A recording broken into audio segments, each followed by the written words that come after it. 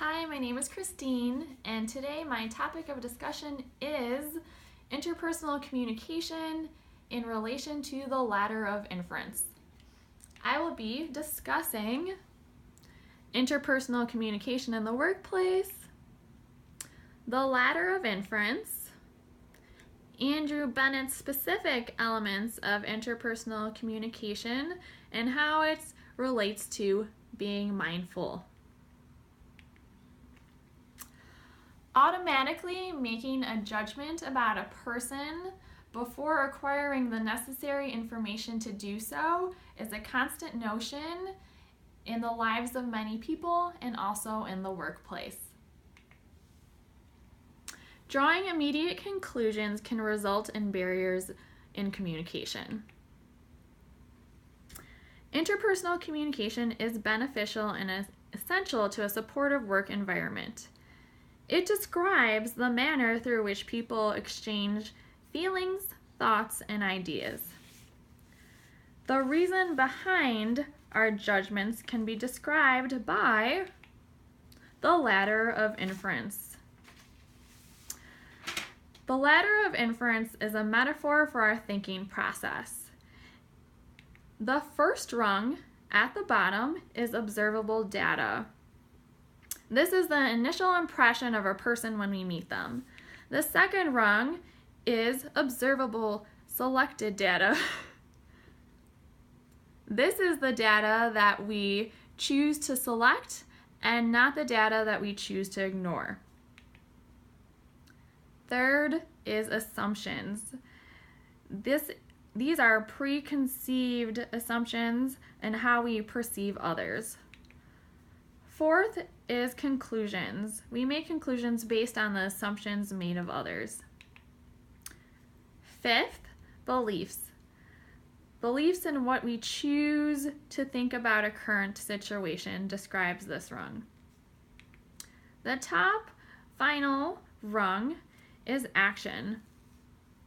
This is how we respond to the rest of the ladder and how we ask questions to elicit a certain response from someone. So the complete ladder describes the thinking process everyone goes through without realizing it. If everyone questions their assumptions instead of jumping to immediate conclusions, communication can be enhanced. And the idea is to move down the ladder instead of up it.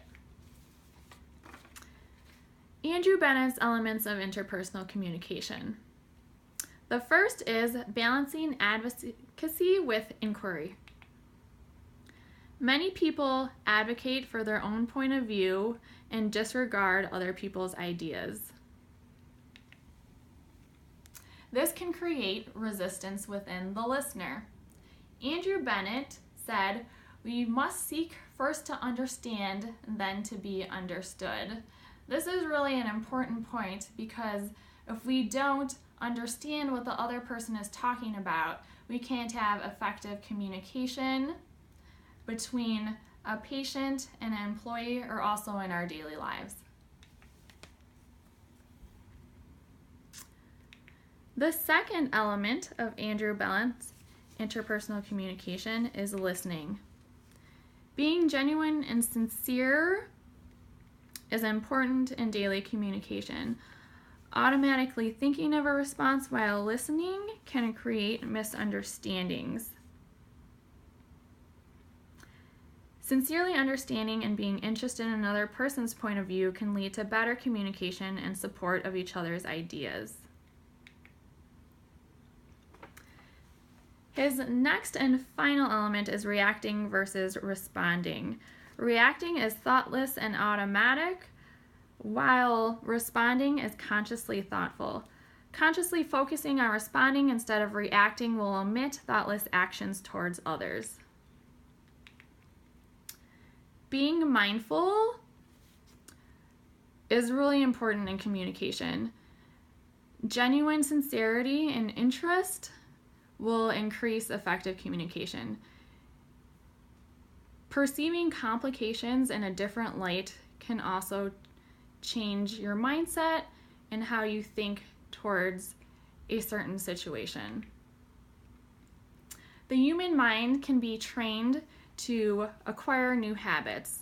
When a negative reaction is felt, you have the choice to choose an alternative response. Instead of focusing on the negative, you can focus on the positive.